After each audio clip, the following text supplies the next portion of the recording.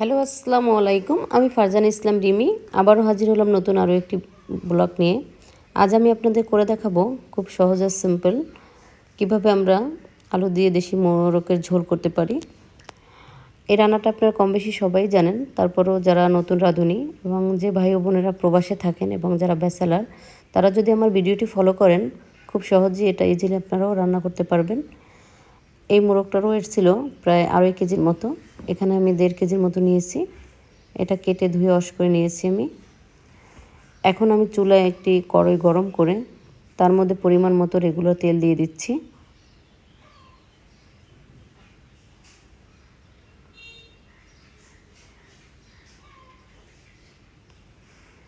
এখানে আমি প্রায় 1/3 কাপের মতোই তেল দিয়েছি।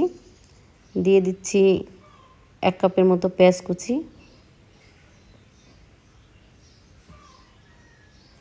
যেহেতু এখন রোজা শেষের দিকে।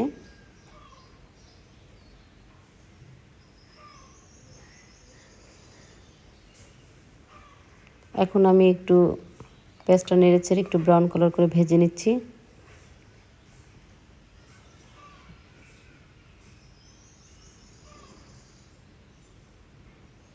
এখন আমি এর মধ্যে অ্যাড করে দিচ্ছি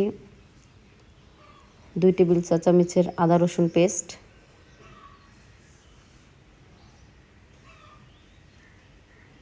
এখন নেড়েচেড়ে আমি ভালো করে আবার একটু কষিয়ে নিচ্ছি।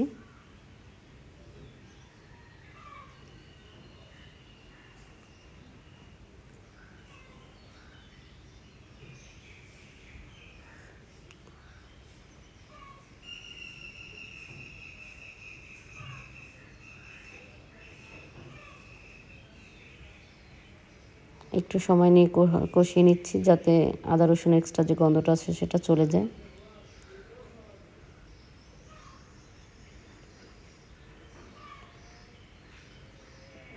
এখন এর মধ্যে আমি অ্যাড করে দিচ্ছি সামান্য পানি।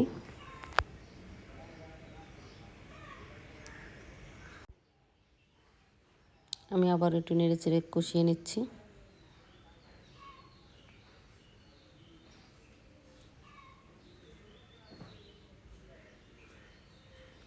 এখন আমি এর মধ্যে অ্যাড করে দিচ্ছি হাফ চামচ করে, টোটাল 1 চামচের মতো হলুদ গুঁড়ো।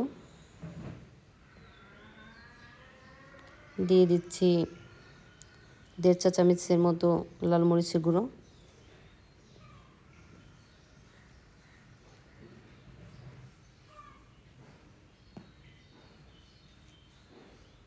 এখন এই সব মশলা আমি আবার ভালো করে একটু নেড়েচেড়ে কষিয়ে নিচ্ছি।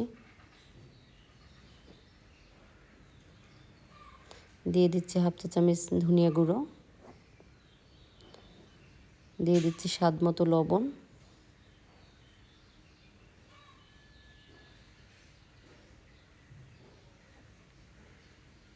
দিয়ে দিচ্ছি হাফ চা চামচ জিরা গুঁড়ো। দিয়ে দিলাম এখানে আস্ত 2টো তেজপাতা।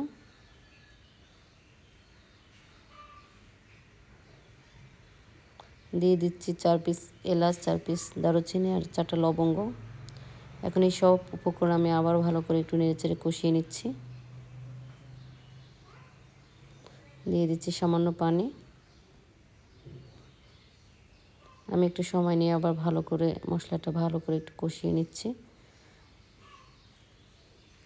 মশলা যত বেশি কষানো হবে তরকারির স্বাদ ততই বেশি মজা হবে। অতিরিক্ত টেস্ট হয় মশলা কষানোর জন্য। পারফেক্টলি যদি আপনারা মশলাটা কষাতে পারেন, আর যে কোনো রান্নার মশলাগুলো যদি পারফেক্টলি ইচ্ছে মতো দিলে হবে না, যতটুকু পরিমাণ যে সবজি বা মাছ মাংসের পরিমাণ যদি ঠিক রেখে আপনারা রান্না করতে পারেন তাহলে অবশ্যই খাবারের স্বাদ অনেক দ্বিগুণ হবে। অলরেডি মশলাটা কষানো হয়ে গেছে, দেখুন মশলা থেকে একটা এক্সট্রা যে তেলটা ছেড়ে দিছে।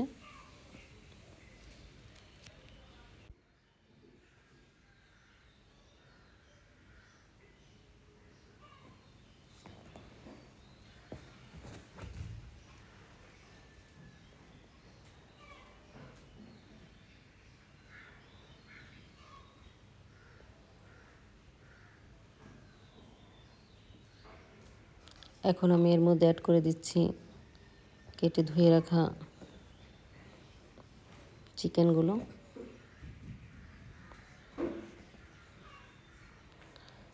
আপনারা এই রোজায় যদি এভাবে দেশি মোরগের বা মুরগির ঝোল যদি এভাবে রান্না করে সিহারি অথবা ইফতারের পরে গরম গরম ভাতের সাথে সার্ভ করেন, দেখবেন সারাদিন রোজা রাখার পরে অথবা সিহারিতে অন্যরকম একটা তৃপ্তি পাওয়া যায়।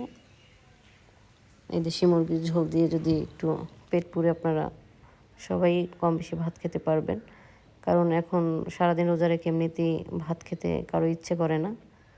যদি এভাবে আপনারা রান্না করতে পারেন, দেখবেন আপনারাও পেট পুরে খেতে পারবেন।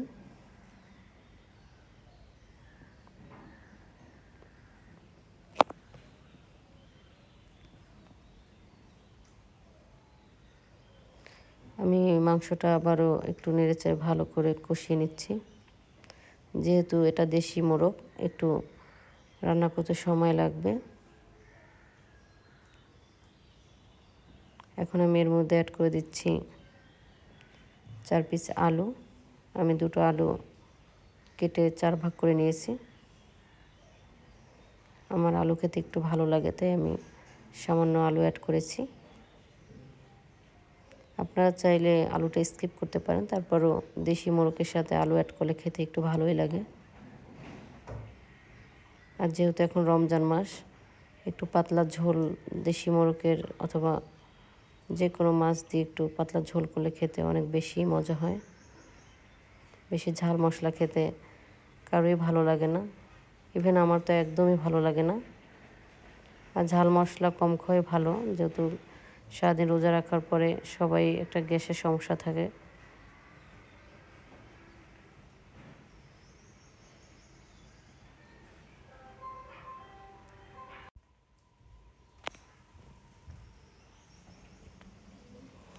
এখন আমি এর মধ্যে দিয়ে দিচ্ছি মেজারমেন্ট কাপের 1 কাপ পানি।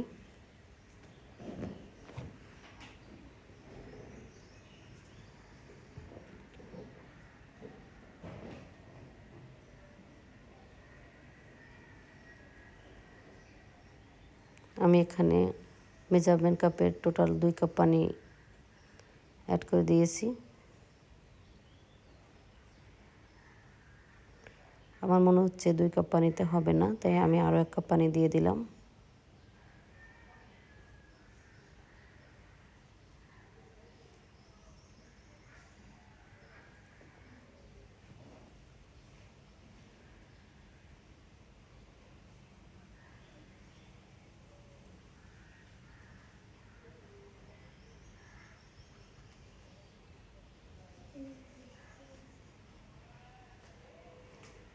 কারণ যেহেতু আমি ঝোলটা একটু পাতলাই করব, তাই আমি এখানে মেজারমেন্ট কাপে 3 কাপ পানি অ্যাড করেছি।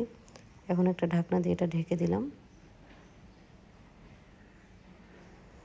5 মিনিট রান্না করার পরে দেখুন তরকারির কালারটা এরকম হয়েছে।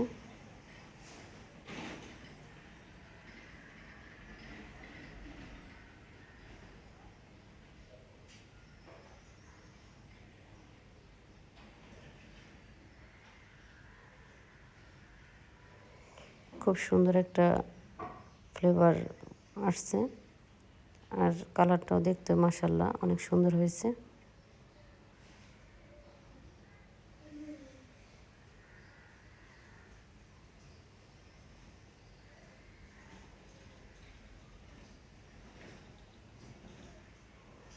আমার রান্নাটা অলরেডি কমপ্লিট হয়ে গেছে।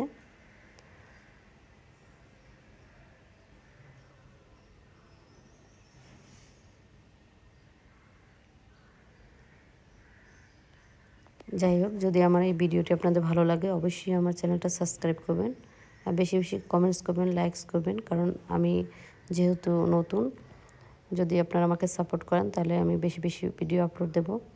আমি এখানে একটু টালা জিরা অ্যাড করে দিয়েছি। তো ভালো থাকবেন, সুস্থ থাকবেন, আল্লাহ হাফেজ।